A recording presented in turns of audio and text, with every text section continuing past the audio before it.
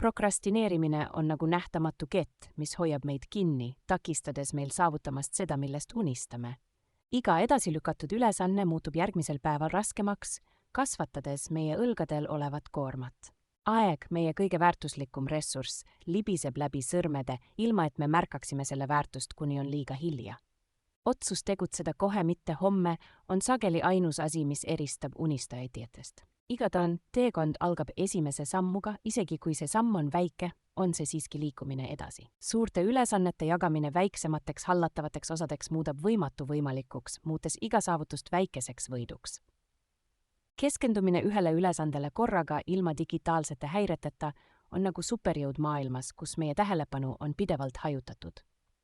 Korrastatud keskkond loob korrastatud mõtlemise, luues ruumi loovusele ja produktiivsusele. Iga kord, kui ületad prokrastineerimise ja teed ära midagi, mida oled edasi lükanud, muutud tugevamaks ja enesekindlamaks. Tee tänasest päevast pöördepunkt, asenda, tulevikku sina tänab sind tegude eest, mida teed täna, nii et hakka pihta, isegi kui see on ainult üks väike samm õiges suunas.